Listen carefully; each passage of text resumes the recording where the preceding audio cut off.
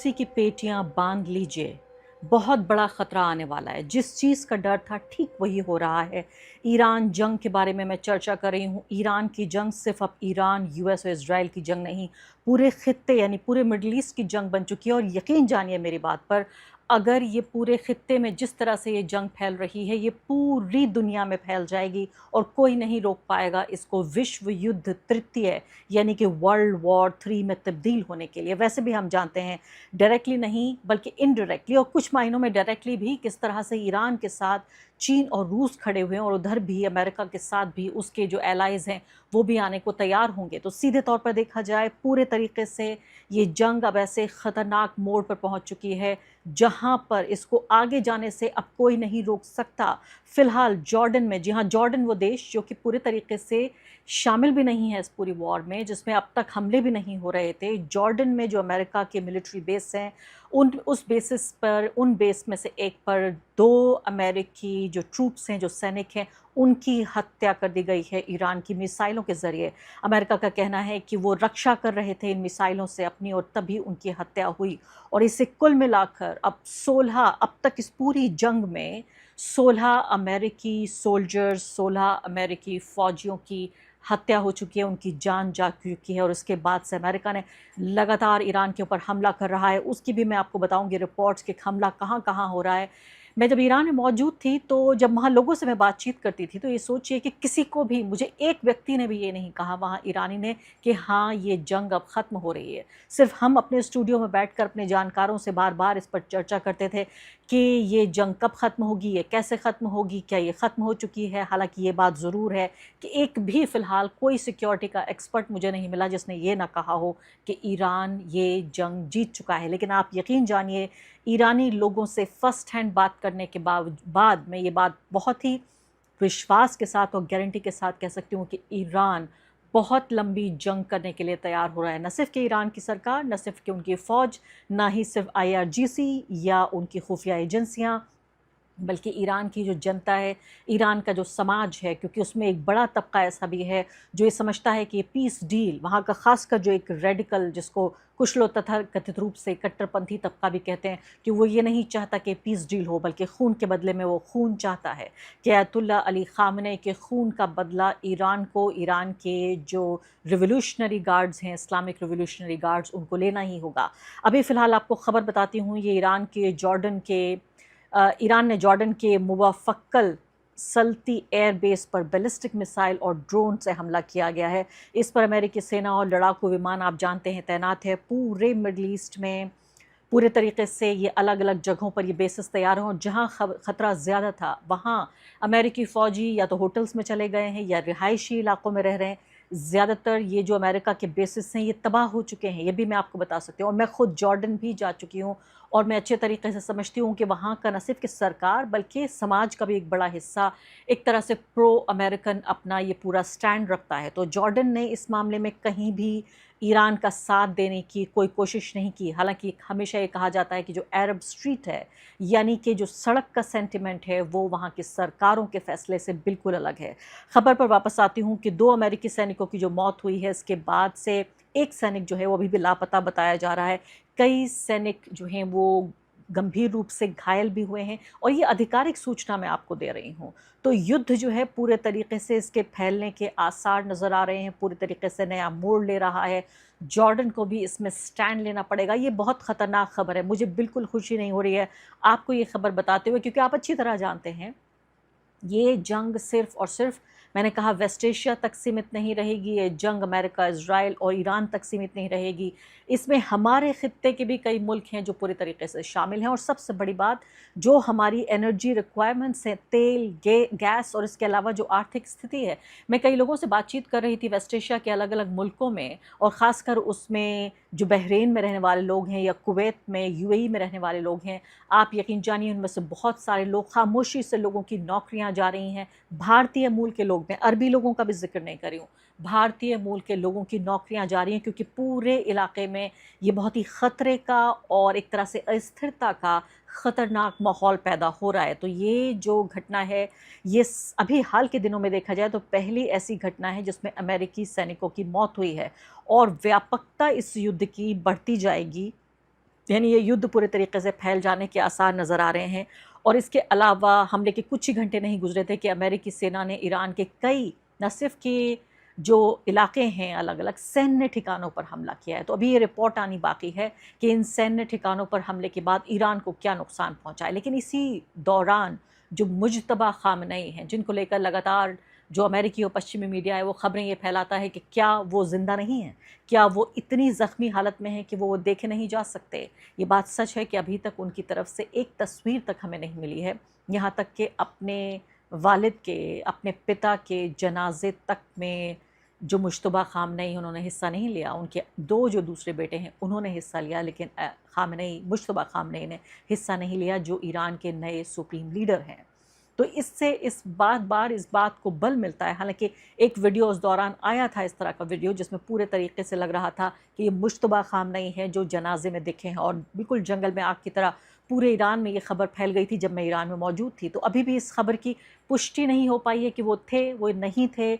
मैं कुछ कहने की स्थिति में नहीं हूँ, ना ही कंफर्म कर सकती हूँ, ना डिनाई कर सकती हूँ। लेकिन मुश्तबा खामनेई ने जो कहा है वो सीधे ट्रंप पर हमला किया है और कहा है कि डोनाल्ड ट्रंप ने अमेरिका ईरान के बीच जो समझौता हुआ है उसका उल्लंघन किया है। आप अच्छी तरीके से जानते हैं कि इस बात को 8 दिन से ज़्यादा गुजर चुके हैं, जबकि दोनों देशों ने, ये जो संधि इनके बीच हुई थी, 60 दिनों का जो पीस प्रोसेस था वो ख़त्म हो चुका है और दोनों देश लगातार एक दूसरे के ऊपर हमला कर रहे हैं। तो ये भी बेहद ख़तरनाक बात है। उनका ये भी कहना था कि ट्रंप के हस्ताक्षर, यानी कि जो उनका सिग्नेचर है, उसकी कोई हैसियत बाकी नहीं है। ट्रंप के सिग्नेचर से कोई फ़र्क नहीं पड़ता, उसका कोई मान सम्मान नहीं है। तो जो सेंटकॉम है, यानी कि जो अमेरिका का अपना मिलिट्री का सेंटर है, वो ये कह रहा है इस बात को, सेंटकॉम जो फोर्स हैं वो कह रहे हैं कि उसने ईरान के जो मिलिट्री कोस्टल सर्वेलेंस और एयर डिफेंस फैसिलिटीज़ हैं, मैरीटाइम कैपेबिलिटीज़ हैं, अंग्रेज़ी में आपको पढ़ के बता रही हूँ, इन सब पर उसने हमला किया है।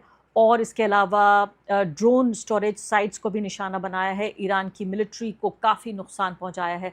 अपने इन 2 फौजियों की मौत का बदला लेने के लिए सीधे तौर पर ये कह रहा है अमेरिका। और इसके अलावा उन्होंने कहा है कि ईरान के जो गार्ड्स हैं उनके ऊपर भी हमने अटैक लॉन्च किया है। इसके अलावा यूएस सर्विस मेंबर्स ने ये बात कही है। और उसके अलावा 50,000 यूएस के लोग, यानी मेन एंड वुमेन, पुरुष और महिलाएं यूनिफॉर्म में ऑपरेट कर रही हैं पूरे मिडल ईस्ट में। ये भी देखिए, ये बात पहली बार प्रकाश में आई है कि 50,000 इनकी तादाद है, जिनमें से 16 लोग अब तक मारे गए। ये तादाद आपको सुनने में ज़्यादा नहीं लगती, लेकिन आप जानते हैं कि अमेरिका की जो पॉलिसी रही है हमेशा, न सिर्फ कि अमेरिकी फ़ौजी बल्कि अमेरिकी नागरिक की जान को भी अमेरिका जिस तरह से कहता है कि एक तरफ पूरी दुनिया है और दूसरी तरफ है अमेरिका, अमेरिकन सिटीज़न, यानी कि उनकी जान की जो कीमत है वो पूरी दुनिया के किसी भी नागरिक से ज़्यादा है।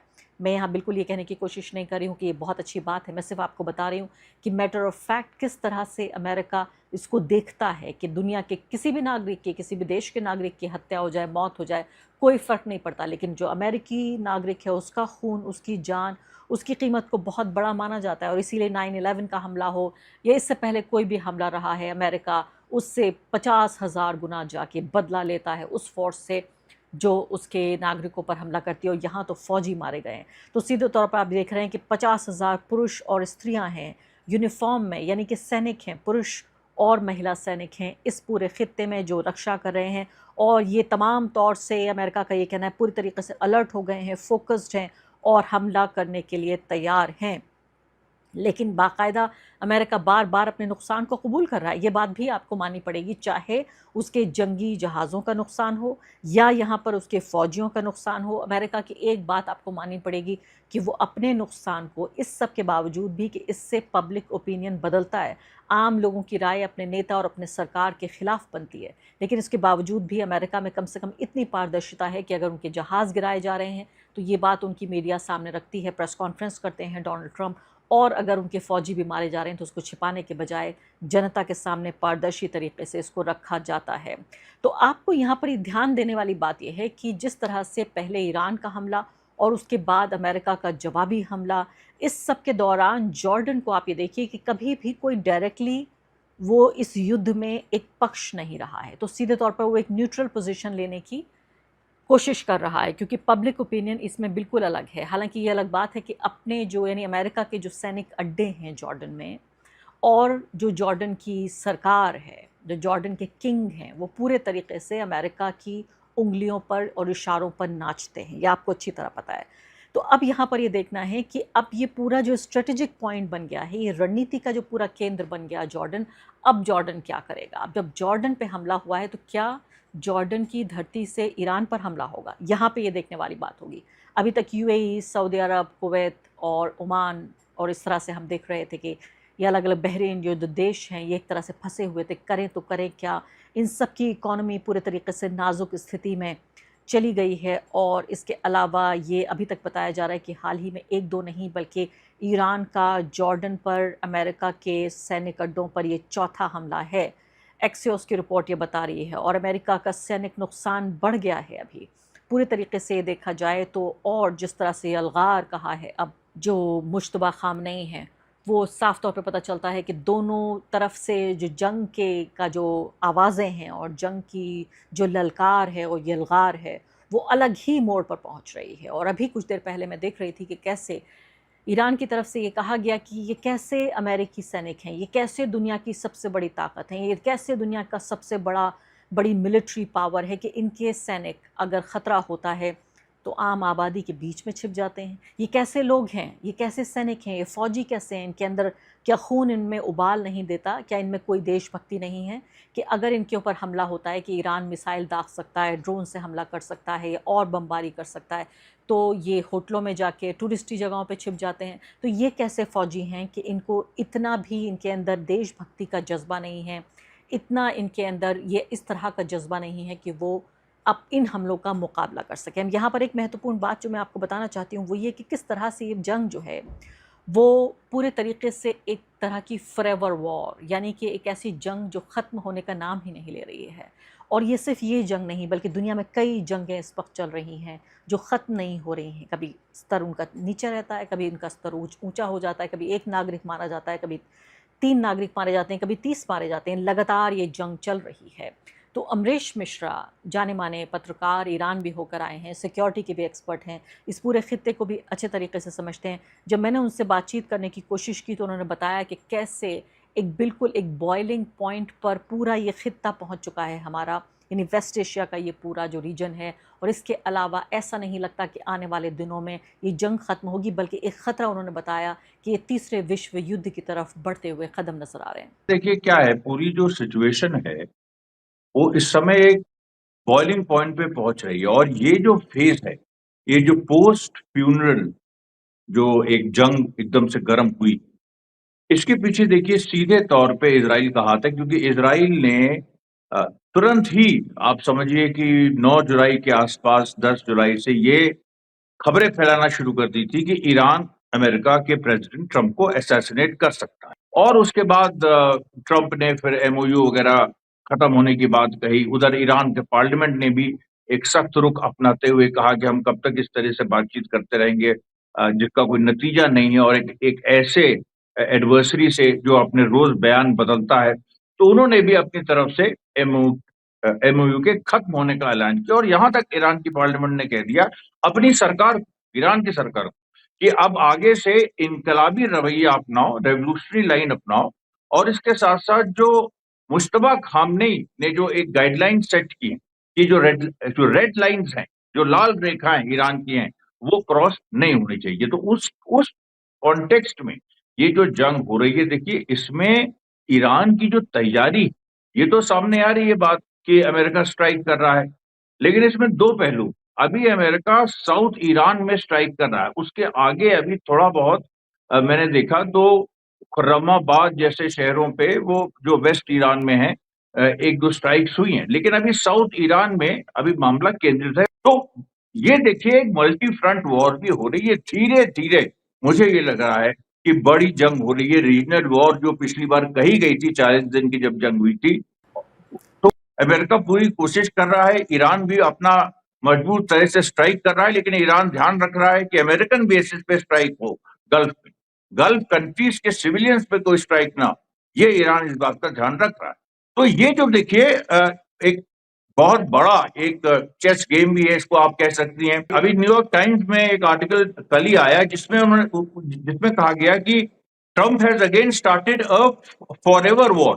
अब फॉरएवर वॉर अमेरिका में एक टर्म है, क्योंकि अमेरिका ने देखा है वियतनाम वॉर 10 साल चली, फिर इराक वॉर कितने साल चली, अफगानिस्तान 20 साल चली।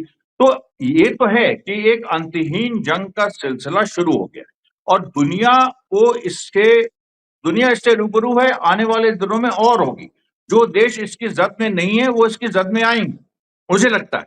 अब यहां पर देखिए, जो सबसे जो बड़ी बात है वो यही है देखने की कि जो अलायंसेस बनेंगे, जो अभी जो अलायंसेस हैं वो एक साफ है, रशिया, चाइना, ईरान एक तरफ, अमेरिका, इजराइल, नेटो एक तरफ। लेकिन जो आने वाले दिनों में अलायंसेस बनेंगे वो सबसे इंटरेस्टिंग, वो तय करेंगे। अब जहां तक जनता की बात है तो भाई सही बात है, सारे जो देश हैं वो अगर जंग की तरफ बढ़ रहे हैं किसी न किसी रूप में, और हम भी अपने इंडियन सबकॉन्टिनेंट में देख रहे हैं, बाकी जगह लैटिन अमेरिका में भी बहुत ही ज्यादा डिस्टेबलाइजेशन है, हर जगह, ईस्ट यूरोप, सब जगह, अफ्रीका में देखिए आप, हर जगह, मतलब वहां तो वैसे ही सिविल वॉर चल रही है लगभग हर देश में। तो इसलिए देखिए, ये जो एक बात है, इसमें अब आने वाले दिनों में अलग अलग देश खुल के किसी न किसी काम के साथ आएंगे, या कोई तीसरा काम भी क्रिएट हो सकता है। मैं ऐसे ही कह रहा हूं इन फॉर आर्ग्यूमेंट से। तो इसलिए ये, अब मेरे ख्याल से ये बात सही है, दुनिया को ये तैयारी करनी होगी कि एक नए फेज में हम एंटर कर रहे हैं जिसमें जंग प्रधान पहलू बन रहा है।